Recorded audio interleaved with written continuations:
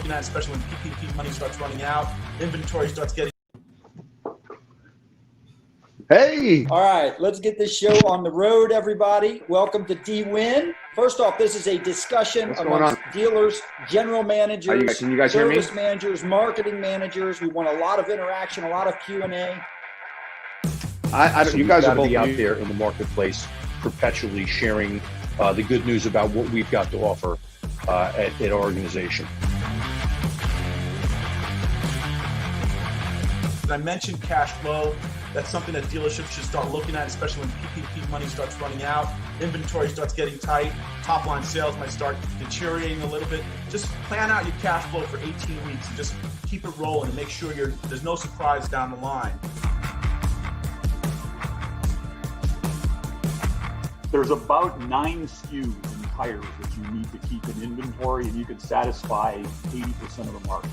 And that is another excuse that dealers, quite frankly, have used forever to not get in the business.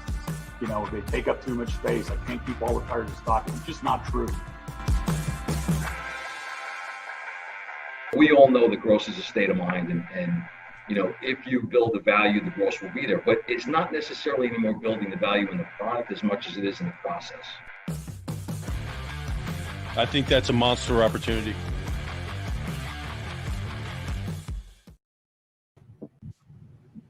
All right, welcome everyone to D-Win. This is our first Thursday of the month. We do it every first and third Thursday of the month. Today we've got a special guest with us, Fred Lennartz. He is the subprime hero, and that's what we're going to talk about. And the reason we wanted to bring this up and have this discussion with a lot of dealers and GMs today is I figure there's a lot of different, in my talks with dealers, there's a lot of different dealers when it comes to subprime. You've got the dealers that are fully committed to it, do a great job with it. I think, and I think Fred is one, you definitely are one of those people. I think there's a class of dealers that have one foot in the door and one foot out. They dabble in it. They do it because they think it's a necessary evil to them, or they should be in it, but they don't do it that great. And I think there's another segment of dealers that aren't doing it at all because they don't want to mess with it for whatever reason.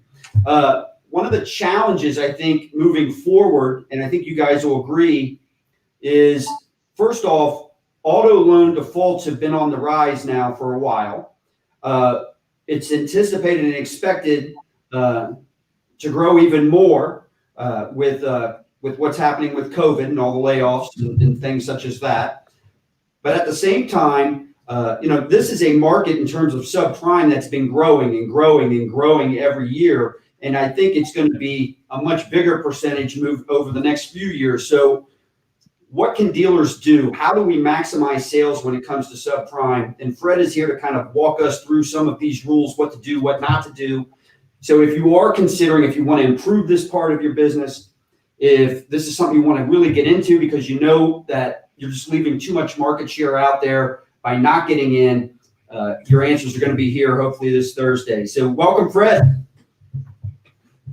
Thank you very much. I'm happy to be here. I'm excited to talk about what I absolutely love. It's subprime, and it's something that I'm trying to bring more light to. So I appreciate you giving me the opportunity today to sit down, talk with you two, and just mastermind this and figure out if there's anything out there I can do to help someone's dealership raise their bottom line a little bit more just by adding this little part of the business. It's actually not a little part. It's a pretty big part, folks. And y'all need to jump on this really fast before you're behind and everyone else is doing it, you know?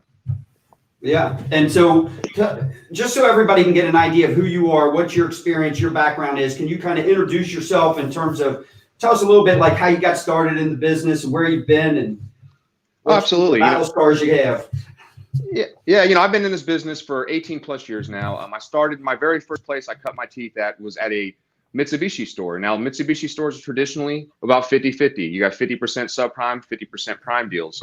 In the store, when I got there, my general manager, his name is Matt Damos. He's a great guy. I interviewed him this morning on my show, and just an amazing mind when it comes to finance, because that's where he started in the finance box. And so he changed the whole culture of that store. When I got there, we didn't know that one was prime or not. We just knew that we had a car deal, so we would come in there. So I was trained on just working everybody exactly the same.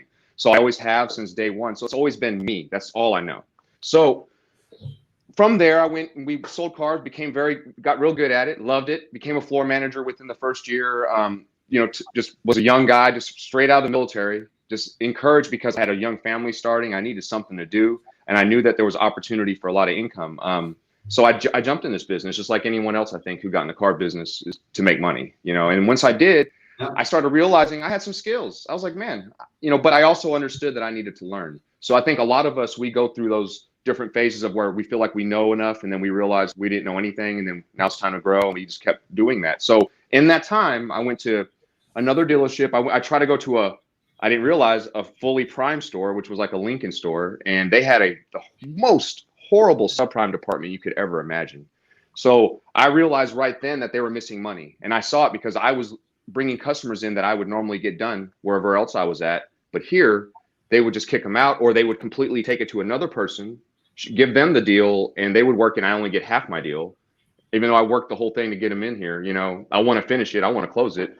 But so I left that store kind of quick, went to another store that was once a Kia store. So now I'm back to my real world. And from that place, I was able to implement those processes because they did have two different ways of going.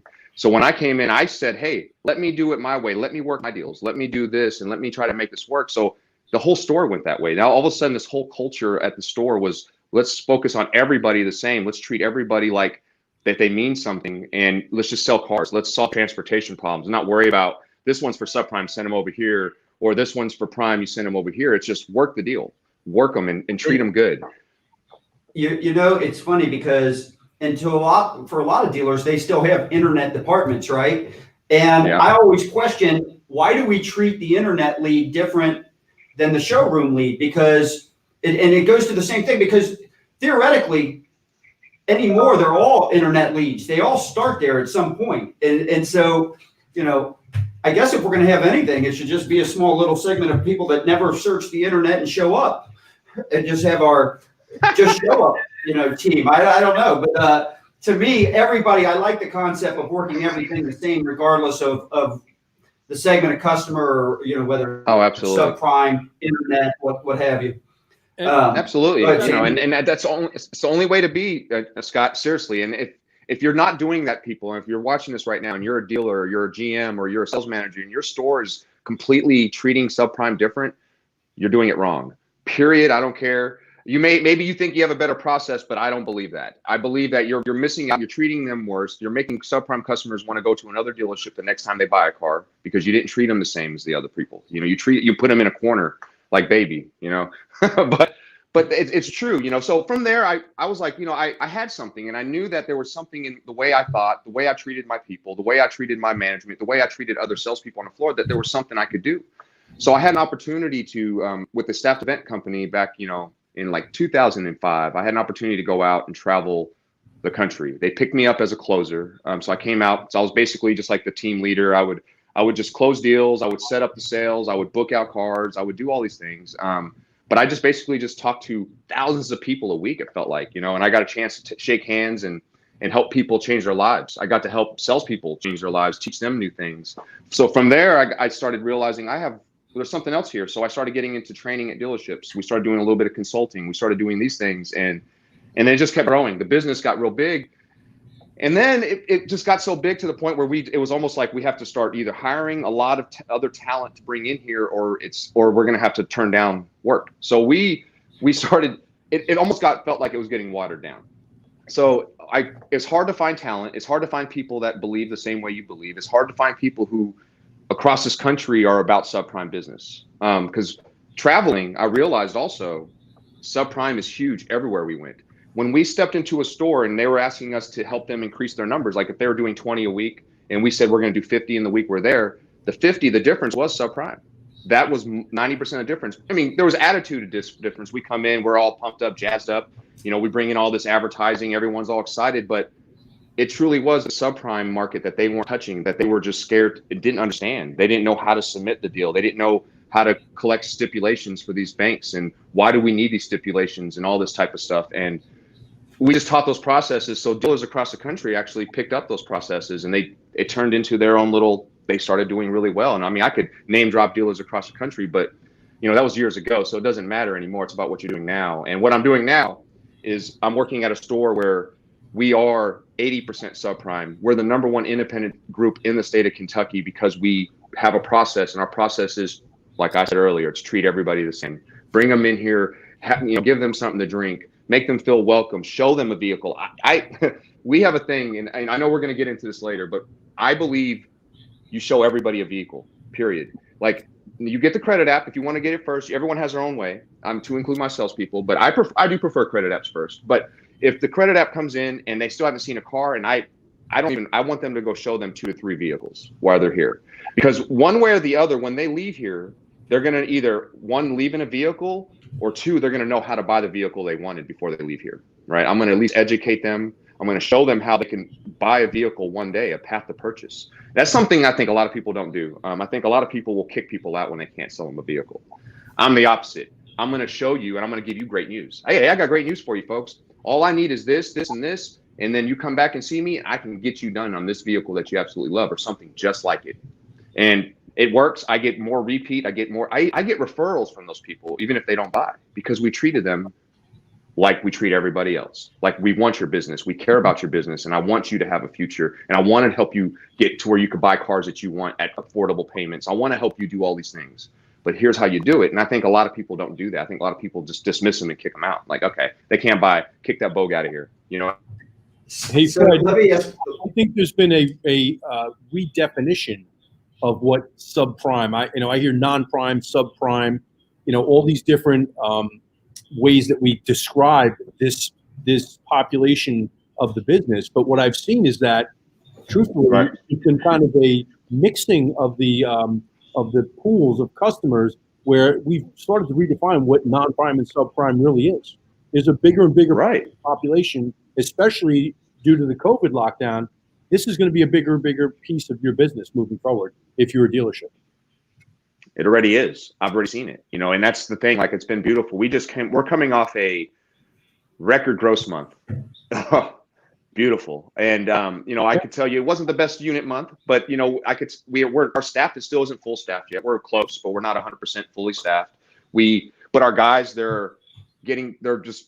it's just better. I don't know if it's the banks, I don't know what it is, but it just seems that maybe we're getting more down payments. I think more people are apt to it. My salespeople, and during this time, they got trained better. I taught them how to be better on the phones, how to be better with social media, how to do these things. So customers are getting better experiences, and we all know what happens with better experiences. They pay more.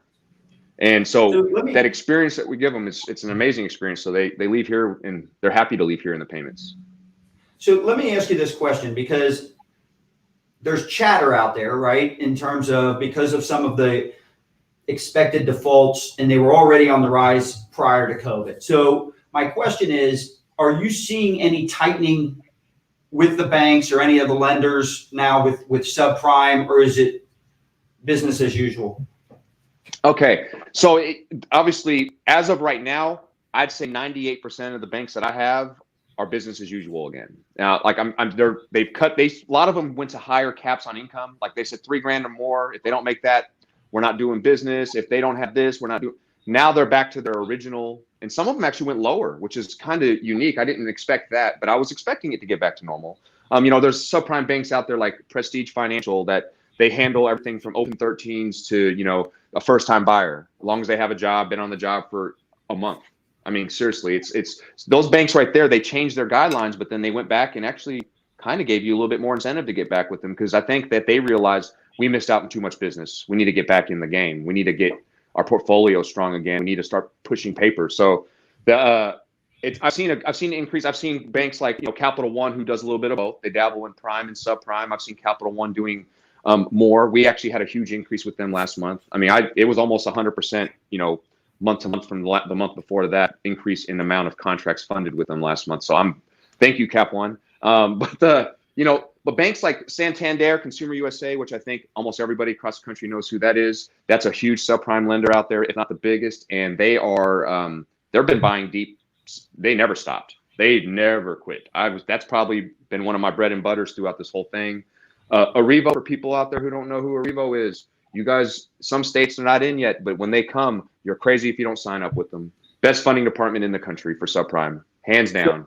I love them. Who is that again? It's Arrivo, Arivo.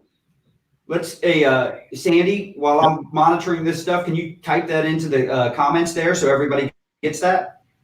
Everybody needs to get a hold of them. I know that they're not in every state, but man, they're great people. And if you guys want to get some more information, I'm happy to share. I don't have any secrets. I believe the more that all of us are doing well, the better that the whole car business is doing, the better that everybody's doing, the better that the customers get a deal too, you know? So it all works together. And so I'm happy to share. Okay. Thank you. And then, so my question is this, and so you've kind of touched on this a little bit. And so I brought up, and I got to ask if you agree with this.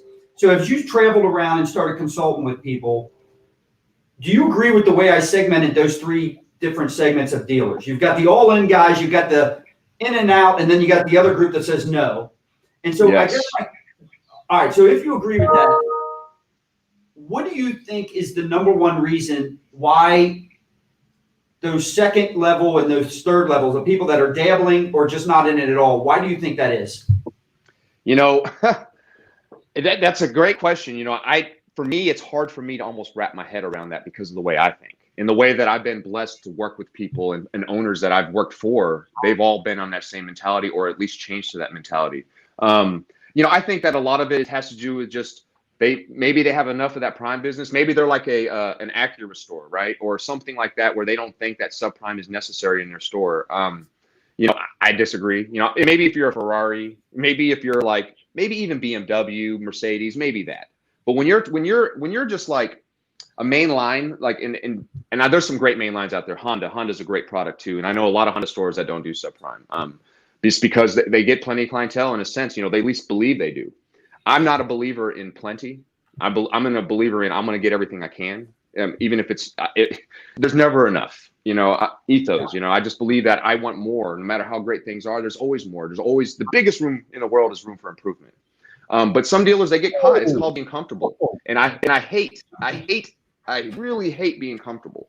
I used to love being comfortable, but I've learned that uncomfortable means I'm dying and it's over. And so it means you're good with things, and things are going to fall apart eventually. So you have to always be uncomfortable, be on edge. And these dealers, and I've met a lot of them that just they're good with it. They're happy they have just their name on the freaking building.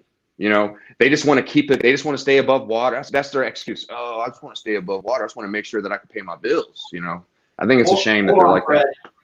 Hold on, Fred. I got to make a comment here. Lou looks like he's coming in from Facebook. All right. That's my brother. Says, what's going on, Solutionaries? So we got the solution that's in the house here, Sandy Cerami. It's almost like you and I are now become the pips. And hold on now.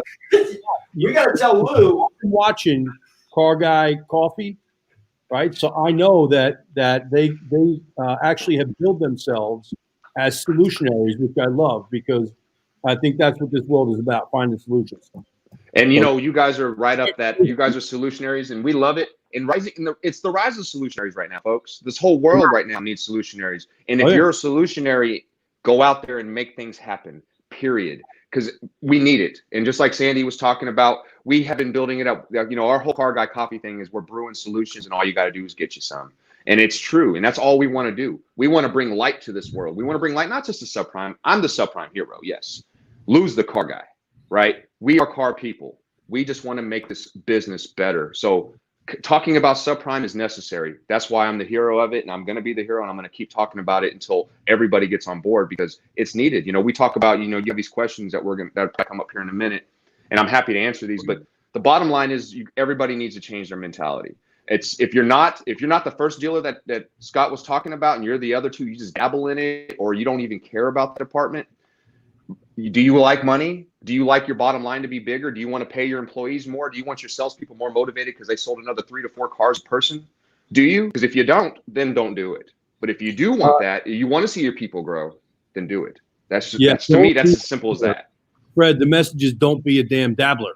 That's all. Don't quit dabbling. Don't be dipping and dabbing if you don't know what's happening, right? So make sure you know what's happening and become that person. Be the subprime hero. Every dealership needs a subprime hero in their store, period. And we're going to make that happen. And that's what's going to happen. That's my goals. So I've got 3 stores, Fred. All right. 3 Honda stores.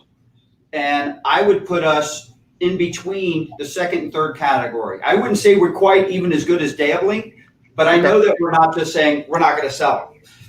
So, and I am a person that loves improvement and I love making more money. So I'm going to just say it right up front. I'm the guy you need to be talking to right now, right? All right. So with that said, what's the number one rule that if I'm going to really take this seriously and take it to the next level, what's the number one rule that I got to do? Basically what you just said, you have to take this, number one rule is take it seriously. Treat your stop treating it subprime. Don't even call it subprime. You know what I mean? Just call it business. So quit treating it. So number one rule to everybody out there, Scott, everyone who's not doing it full time right now, is to go ahead and just quit treating it like it's subprime.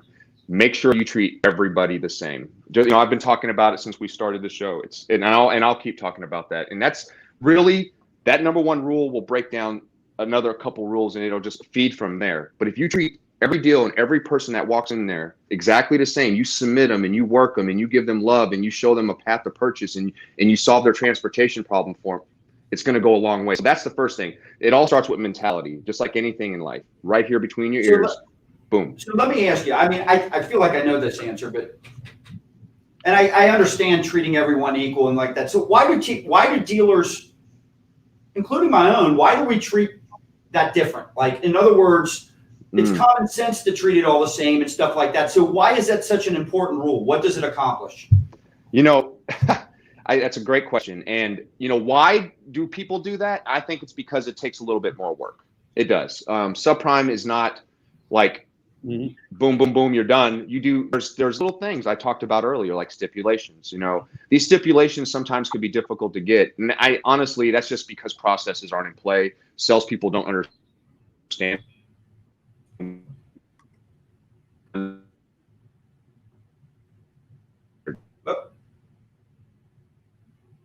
We're losing? Sandy, do you hear me? Oh, there we go. There you go. There I am. Sorry We about lost that. We lost you for about probably about 20 seconds there. Sorry about that. All over again. But that's it. But the facts are is that that's really it. It's just that they don't understand the process. So like anything else, when you're not, and don't take this wrong, people, it's when you're ignorant to a subject, it's just, you rather just put it to the side and just not deal with it. But when you become more educated on it and you start to see that, hey, this actually is working. Hey, by doing this, it's going to work. You're going to start doing those things and you're going to do them on a daily basis. Consistency is super key on all that. You can't tell your salespeople we're going to do this and then half-ass it and just sort of do it. You have to really do it. You have to make it happen every time. No exception, period. None. Just do it. I'm going to say this. I'm sorry, Scott, go ahead. I was going to say that's such a great point. It applies to everything. It's not just subprime. Listen, we see this in digital marketing, right? It's probably the single most important marketing element a dealer can have. And quite honestly, most of the people that we talk to, they know surface level stuff when it comes to digital. Especially the dealer, the most knowledgeable person in the dealership seems to be the internet or marketing manager. But there is a bunch of levels up that the entire industry at the tier 3 level can take when it comes to really understanding digital marketing. It goes to right what you just said as it related to subprime. It's the same exact challenge. Yeah, I want to say this, Fred, because you made a great point. I don't want it to be lost. Is that we're kidding around saying don't be a damn dabbler, but you have to continue to learn and to hone your skills in that part of the business, and so you can't do the hokey pokey, right? You have to. I talk about focus all the time, right? Follow one course until successful. So just because you had a deal that just didn't go the right way, or you thought you had a $3,800 home run and you missed the stip and they cut the gross or something crazy happened, that shouldn't make a difference. That shouldn't stop you. And that's usually what gets people off course. Richard Thaler, that world-renowned economist, wrote a book called Nudge. And the premise behind the book is that it wasn't the big thing. It was the little things that kept nudging us off course that ends up ruining something. And that's why I think people do the hokey pokey and put one foot in and then take it out and put the foot in and take it out again. They're only going to do it if they need the deals versus taking a look at it as, a highly valued, targeted piece of your business every single day. No doubt. That's a great point. And I love that. I'm going to read that book, Sandy. I'm going to have to go pick that one up. I like that information. It's right up my alley, and you're 100% right in that. Quit dabbling. I know we were joking about that earlier, but it's true. You have to really be focused on something. Self-education and continual education is huge. It's like that in anything you do. It's like you go see a doctor. A doctor doesn't just go to school and ends. They have to constantly get recerted. They have to constantly look at the new things going on. They have to do this. If you're a lawyer, same thing. So when you're a professional and you want to get paid professionally, like at a professional level, you need to do the same. You can't just sell cars and learn your 10 steps or learn this at the very beginning and never learn anything else. Just like subprime, you can't just start doing subprime and just the way it is, because subprime changes every month. Every bank comes out with new programs. So as a finance manager, even the general manager or the sales manager, at least if he's working numbers, they need to at least understand the program. They need to at least understand what's going on and what's available. And, a lot of people, they tend to, and I've seen it, I've seen people who pull credit and they look at the credit and they're like, they can't buy. Oh, that's such a mistake. Quit guessing. Not like, how can we put this deal together? Who can we get involved? How can we get some money put into this deal? Maybe we could switch them to another vehicle. Maybe there's another lender. I mean, there are so many different ways. You got to take out the Swiss Army knife in your business and get to work. Yes, what absolutely. tool you're going to use. That's so right on. I love that, Sandy. You're saying that so good, and it's true. But to the point where some people won't even submit it.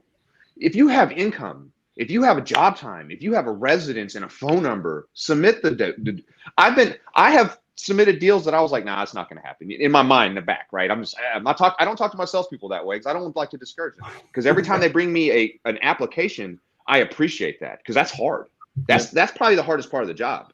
Once you get that app, everything else falls into place. But getting that application from a customer, getting them to show up in the showroom and sit down and give you their social, their date of birth, everything.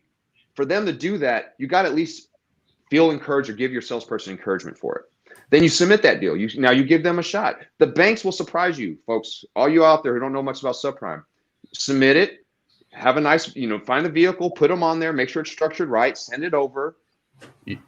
You'll be surprised. Sometimes you'll be like, no way. You'll get that green check mark and you're like, oh my God. And sometimes it's with no Stips, guys. And it'll blow your mind. With a 450 beacon score, been on a job for a year, making $2,200 a month. They're not even stipping them for the freaking car. So you never know. You have to do it. You're going to miss deals. You're going to miss money. And like you said, that guy can get upset about, oh, I was at 35, but the stip didn't come in right now. I'm at 25. Well, you didn't have that deal anyway. So 2,500 is better than no 100. I'm just saying, I'm that guy. I'll take a zero gross deal if my salesperson worked it right. If my salesperson had the customer drive all the way down here, got me extra down payment, bumped them on payment, got them to buy, instead of buying a truck, buying a 4-door sedan. If that person did it and the most I could do is make $2 on the deal, I'm taking it. I'm going to take that deal every single time. Because what's that going to do? That's going to produce other income. That's going to produce another customer that comes in. That person we just sold today, that for that dollar gross profit, they're going to remember the experience. They're going to come back 2-3 years from now, or they're going to come back in a year and buy their wife a car. Whatever it is, it's going to happen, and you're going to be that person if you do it. That's it. That's such a winning approach and a winning philosophy because you're playing the long game. It's not I got to turn this into the initial hit. You're saying to yourself, I'm going to sell them the next 10 cars they have in their household, the next 20 cars they have in their household, the next 10 people that they talk to that are in a similar position, because friends do what friends do, as you know. Yes. What I thought about when you were saying before, you've got a job, you've got the paycheck, you've got the utility bill, and I felt like we got to tell them to treat them like David R. Johnson after he gets the phone book in the movie The Jerk. Like he is. Wait a minute. What movie, Sandy? What was that? What movie? That's a good movie. He's bringing some. I've never heard of that. I've never heard of that movie. Where is that from? Somebody as young as you are, Scott, was not around when those were released. All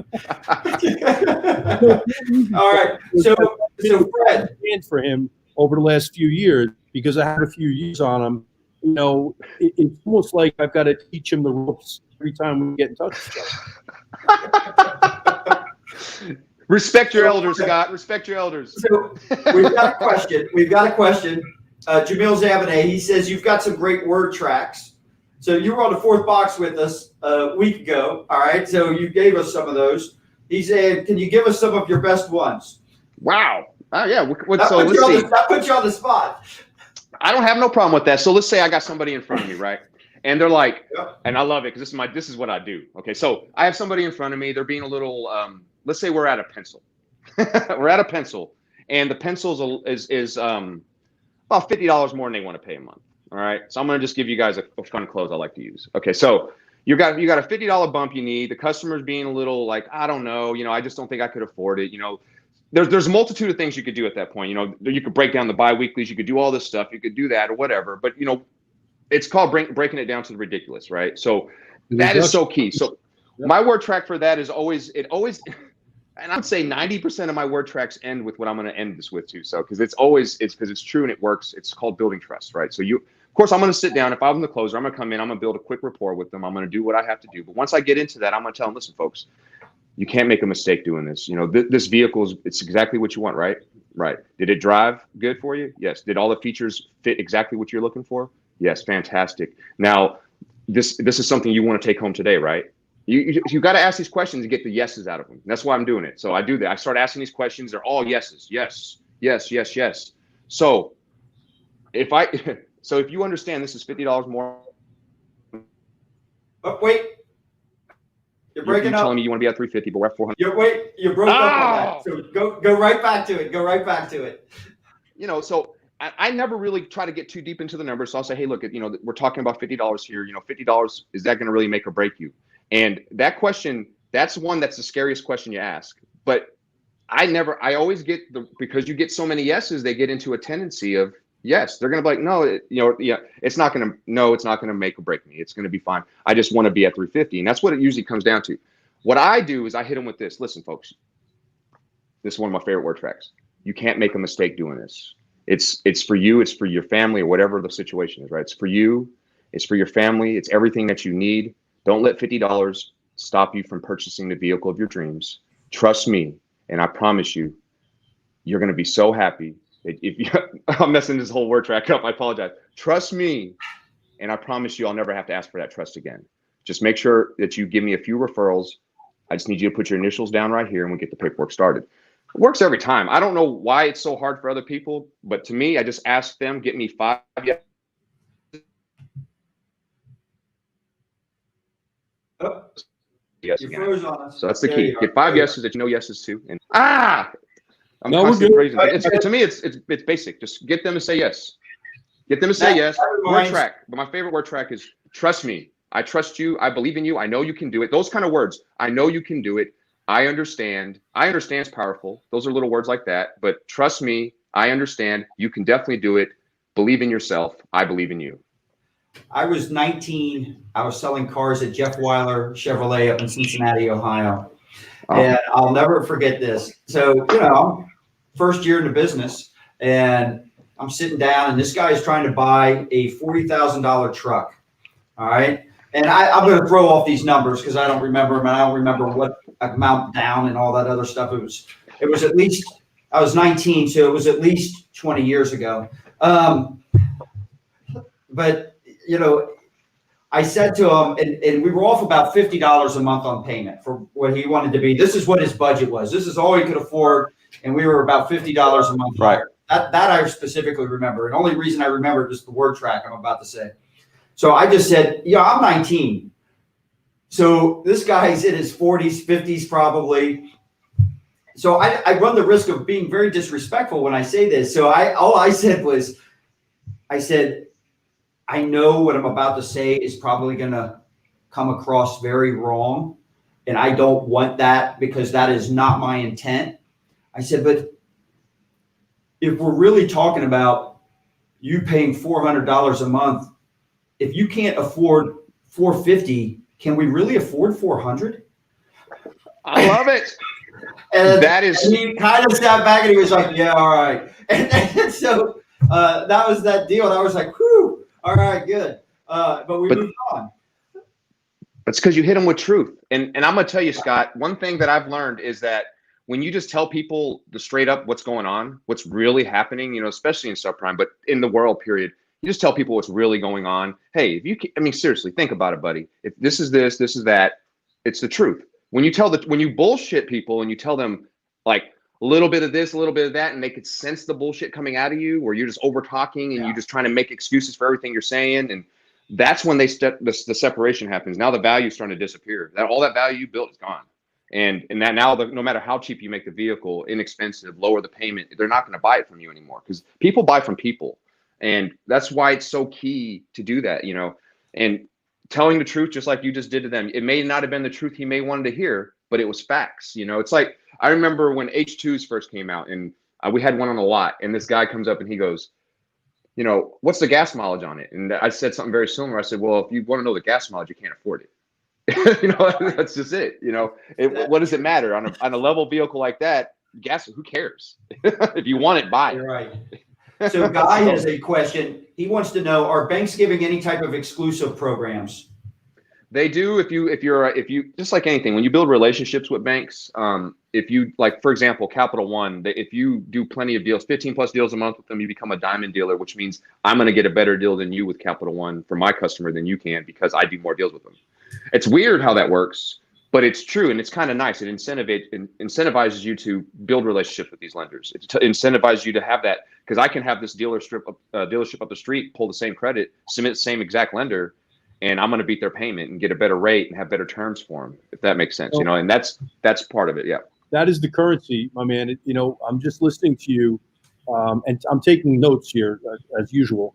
But the relationship piece of it is on both ends of the transaction. You sit right in the middle of it, right? So building that relationship with a foundation of trust and genuine concern for getting it right for your customer, and then doing the exact same thing on the other side with the bank. You become the glue, or the bond that puts those two parties together, and the currency is the same on both sides of the equation for you. It truly is, and having a good portfolio with banks, doing all these things, checking on that portfolio, asking them about the portfolio. I think a lot of finance guys probably don't do that. That's something I learned early was, hey, how's my portfolio looking with you guys? Do I need to send you guys more deals? Is there too many repos going on? What's going on? And that's great information to know, because that lets you know where you need to spread a little bit more love, build these relationships.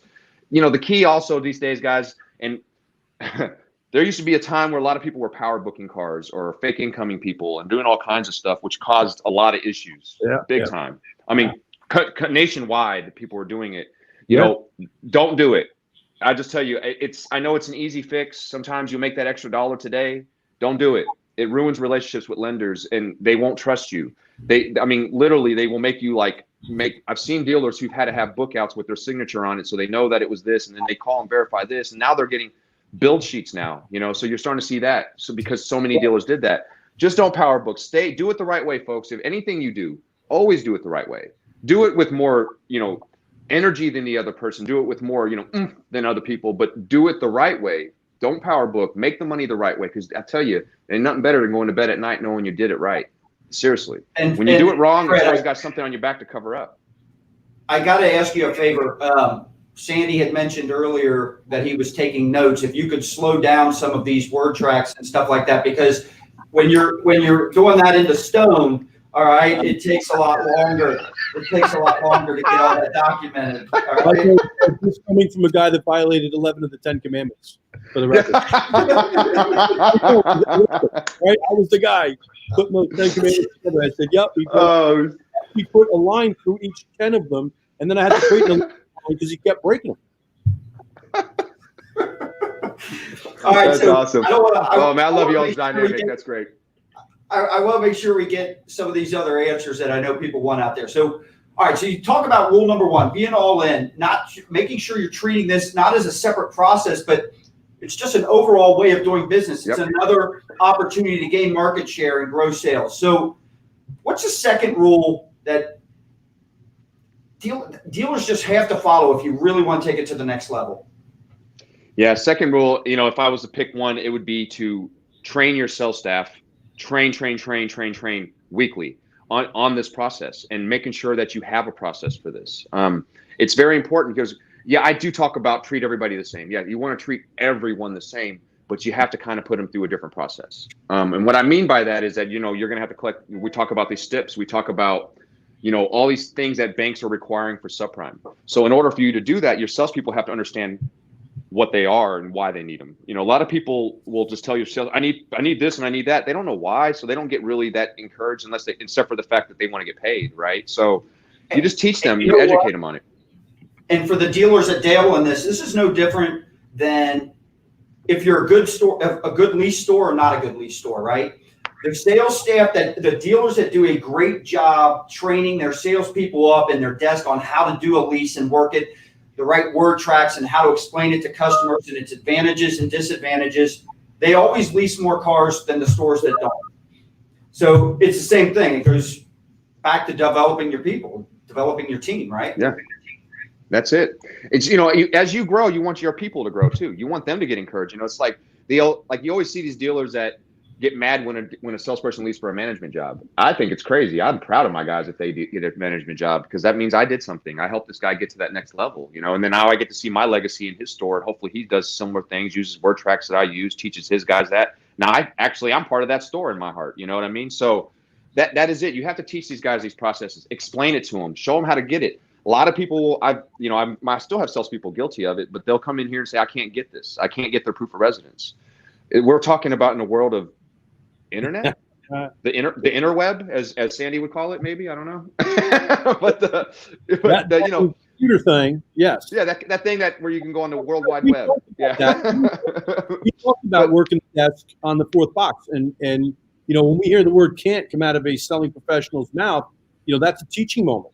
Right. Yes. And sometimes it's like, no, we can, back to me with a solution. Don't just bring me the problem. Or we call a timeout. We say, all right, Joe, you can't get that POI. No problem. Hey, Bill, come over here. You want half a deal?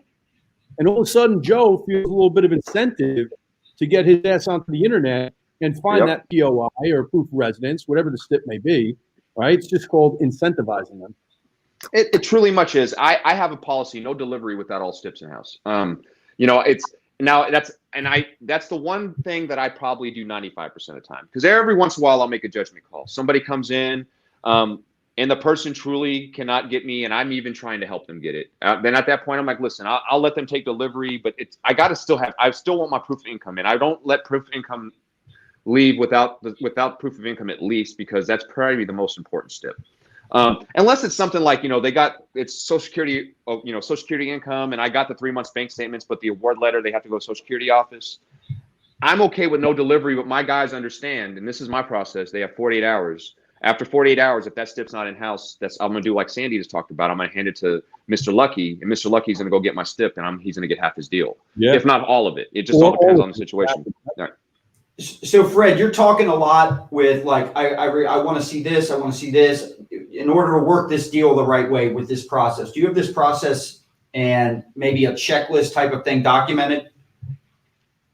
Yeah. We do. I have I have these sheets. I don't have a generic sheet on me right now, but on my cover sheets on my deals, everything has, and I'll cover up the customer's name, but you'll see right down there, it says proof of income, proof of residence, declaration page, 5 references with landlord's name and number. Very simple. I do that on my prime, and I do it on everyone gets that. I want all that. Now, if they don't need proof of income, NA. They don't need proof. I tell them so they'll grab a folder from me and say, hey, Fred, who's the lender? They ask the lender because they know that they got to get me a deck page with the lender listed as a lien holder, right? They got to have that for me because my deal won't fund or you won't get paid. Also, right. So they'll say, do I need proof of residence? No. Fantastic. Do I need proof of residence? Yeah, you do need proof of residence. Only been there for a month. I need something, water bill, electric bill, whatever it is, right? Something they get every 30 days. And then the references, they'll ask that, but it makes it simple. It makes it really easy. They understand what I expect out of them. Now, I don't get fretted on this during the buying process. I only worry about this at the delivery process. Because if you worry about little things during the buying process, it takes away from the customer, it takes away from your salesperson, their energy, how excited they are. Because if you're like, I need proof of income and they don't think they can get it today, they're going to get discouraged. I don't even bring it up.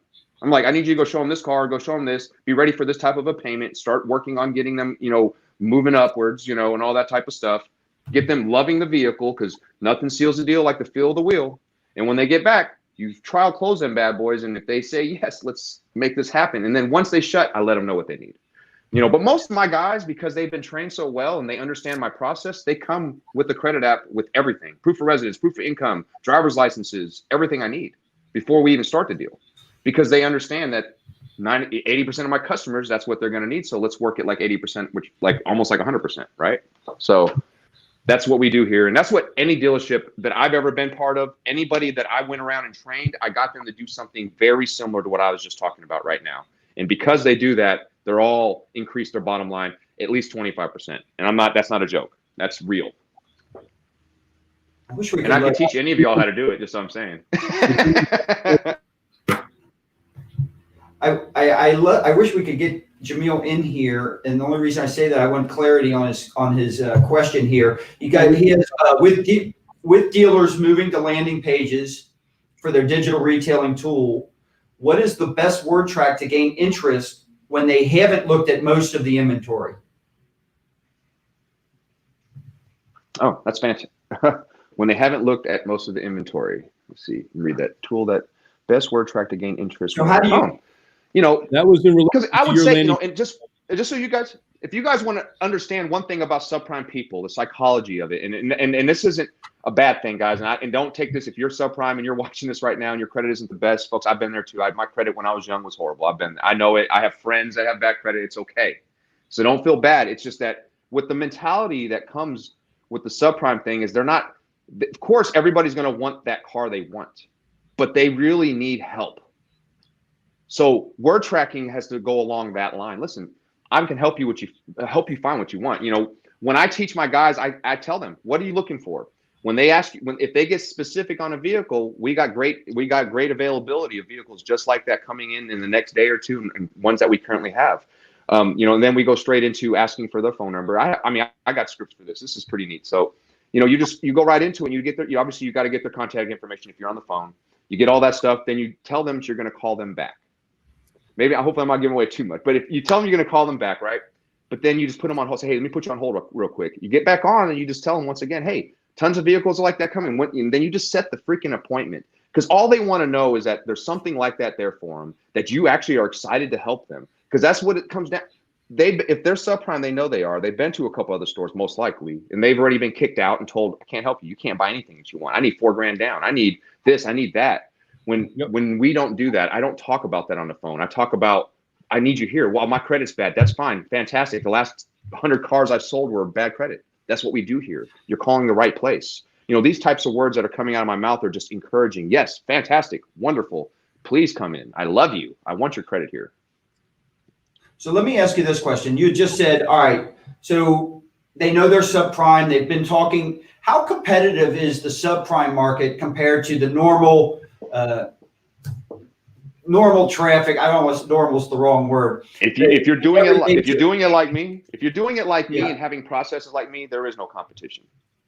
All right, and that's period. And that's why I want competition. It'd be great, but I honestly, the only competition I have in my market is my sister store, and we don't. We're competitive only because that's how we are. But it's just. But that's it. We hold that whole market, and I'm not. And I'm not scared for other people to take part of this share. There's plenty. There's so much subprime out there that I'm missing that we all need to jump in it. But yeah, they're missing. It's big. So that was the reason I was asking that. I think it goes back to your first point, right? In terms of treating people the exact same and not having this separate department team for subprime. And that is, if these people have traveled from store to store, all right, and let's say we're talking to just the normal dealer, and I'm a subprime customer. Yep. And first off, let me clarify. I'm not really a subprime. This is an analysis. This is just I figured that much. That jacket gives it away a little bit, Scott. So I'm a subprime customer, right? And now all of a sudden, I go to dealership, that second or third dealership that just dabble or don't really want it. And because they're not all in on it, I am treated a little bit different or that. Are you saying basically by not doing that, when I come to you, it's a moment of the customer experience is just naturally so much better. Oh, You feel like it kind of takes that, it gives you an extreme competitive edge? Huge edge. Huge edge. It's unbelievable. People, they come in here and it's such a different experience. And if you can have that culture in your store, that they instantly, almost every objection just disappears.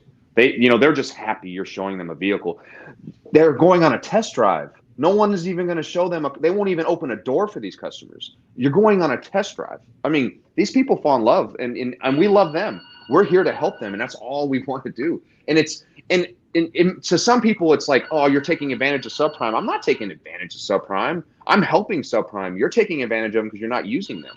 I hate to say it, but it's the way. I know it sounds weird to say it that way, but I feel that way. I feel like people just they get these guys, they get customers in these doors, and they blow them out. I have people who come here all the time. Thank you. I mean, literally crying. That feels good. I hate to see them cry, but it's happy tears, and it's beautiful. And the testimonials you'll get from that, unreal. I mean, my guys have testimonials that'll blow your mind. I have people who just literally in tears, or people who are just like doing almost like backflips in the middle of the video because they're so excited about that. And they'll even say stuff like, I went 3 other places, no one would even show me a car. They not only today, I just signed one right before I came on here. I was going to try to get on 10 minutes early. I got on 5 minutes early because I had to help a client out that I was doing the paperwork with. And this lady literally all day long, so the moment she got here was, you guys can't help me. Last store told me $4 grand down. There's no way. And then we're showing her a car. She goes, why are you guys showing me? Literally couldn't believe it until we delivered the vehicle, until we had her sign the contract, until she literally was burning gas and now she's so excited. Promise you, we're going to probably end up selling 3-4 more cars just from that one deal. I mean, it's easy, if not more, so. I love that beautiful. you guys get video testimonials, because that dispels that notion that, we're taking advantage of people and we're taking people's heads off. And I love, because Lou Ramirez said before, like, if the deal shows $1, it's a deal. All right. That means you pencil it the right way and you can get the damn thing done. You're changing lives. I mean, you're literally changing lives. And that's what people are looking for, especially people that have been kicked by the economy, kicked by circumstances in their life, kicked by decisions that they've made. I mean, they know they've made the decisions, right? There's no need to rub their nose. But when you can help them out of a mess, right, into an opportunity to change their life, to me, that's part of the payoff. To me, you should calculate that into the gross. Put an extra D note in every gross, so you can calculate how many lives you've changed, It's so true, It just, it's our culture here is the for the people culture. And I remember when I first started this store 7 years ago, I just got off the road. I was a hammer on the road. I was a hard closer, I had fun. And I got here and the owners looked at me and he goes, and he straight up said this to me. And I thought he was bullshitting me, this car guy in me. And he was like, listen, Fred, I know you've been out selling cars for, X amount of years, He goes, you're doing a great job, but, just remember, we don't sell cars here. I looked at him like, and that's when he hit me with that. We solve transportation problems. And, I was like, okay, Tony, good one. Right. But as I got into the culture and as I started dealing with 80% subprime, I was used to 50-50, then it got to like 80%. And I started seeing what we were doing and truly the people we were touching, the community and what they were saying about us. And my salespeople even, I have guys here that we hire that aren't really the typical salesperson, but they love people and they love helping. It's weird because they're not motivated by the income. I got a couple guys here that are nothing like us three. Us three, I'm not saying we're all motivated by money. The money's going to come because we love to work hard. It just happens. It's a byproduct of doing the right thing over and over and working very hard towards it. But these guys are more concerned about, I have salespeople come to me all the time. And I know it's not because he wants to sell another car. He really says, I don't care how much money I make. I want to just help this person. I really just want to help them. They came with this story, and Fred, whatever you can do, please find a vehicle for them. That's what ends up happening when you start solving problems. That's the type of people that you're going to have around you, and they're going to your heart warms up. It's something it's very satisfying. My heart warms up also because I'm making extra money from it. Yes. But it warms up because I have people that are just happy. Fred, you are totally engaged in social media. I love what you're doing. I love the vibe of the Car Guy Coffee. You and Lou do a great job. You have fun.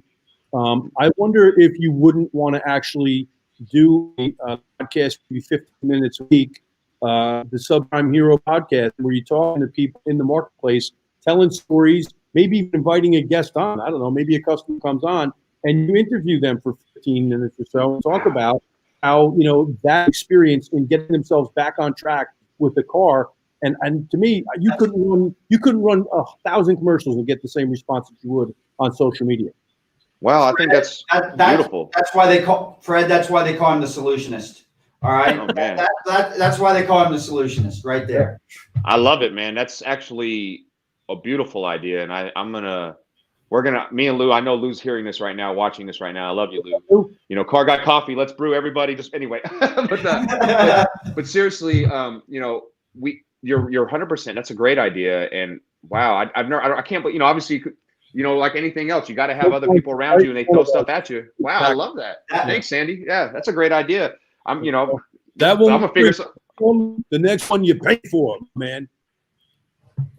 According to Sandy's own rules, you have to give him credit the first 2 times you do it, but after that, it's yours.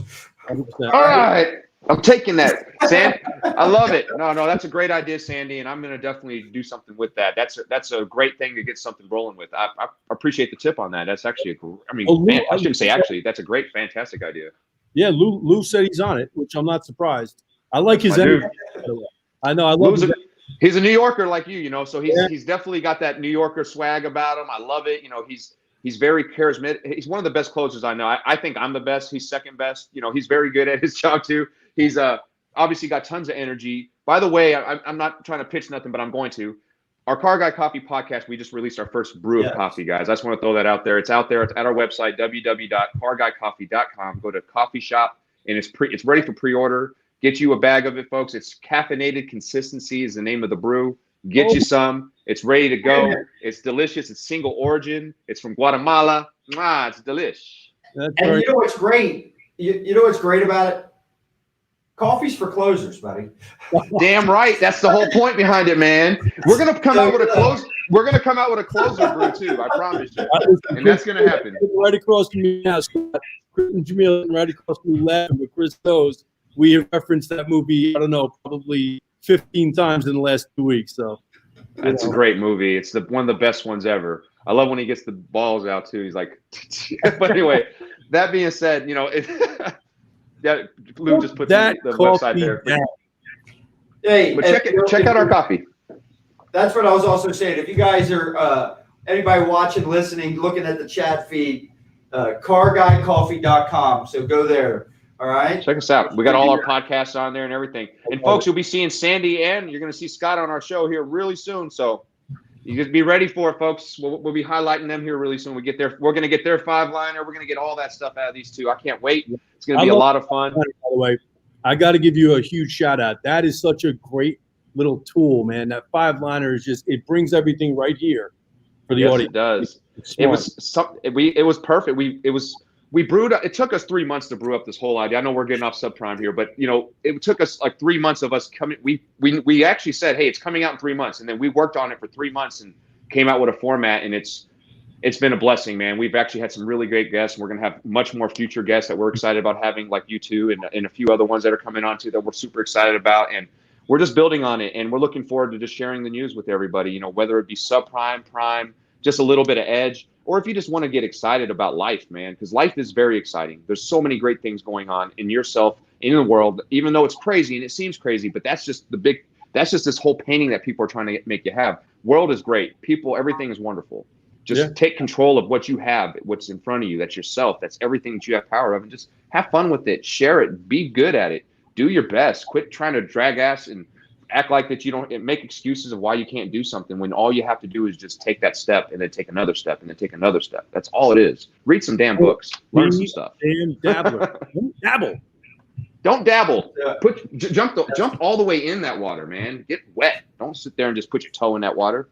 Have fun.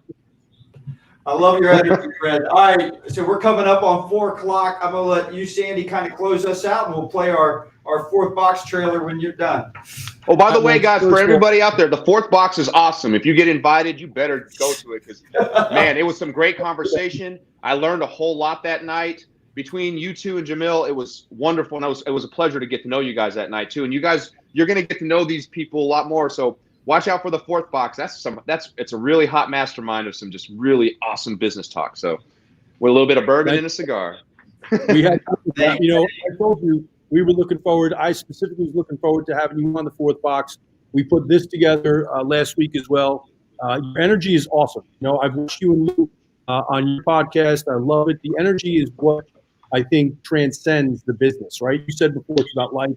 This is not just about the car business. It's about people reaching out to other people and helping them, helping them make decisions about their own business, about their own life. And we appreciate you, and I thank you so much for being on today, man.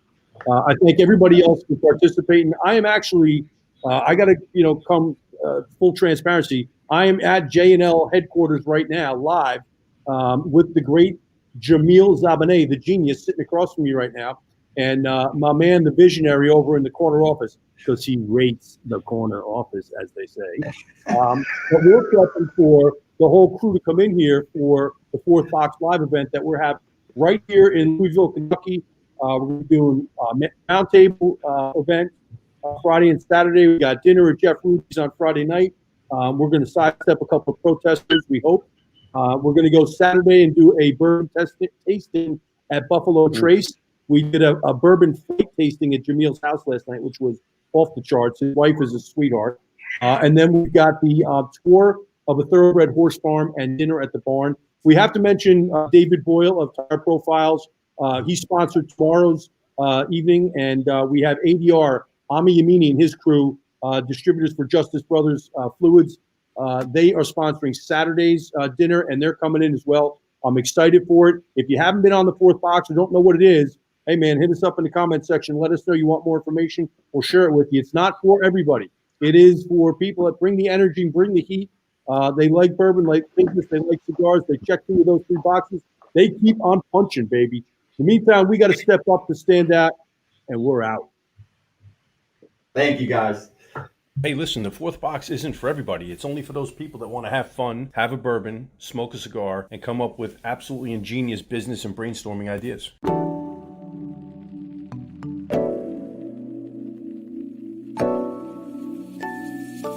I could do this all night long, guys. I love to be a disruptor. The first guy that gets that done is the winner.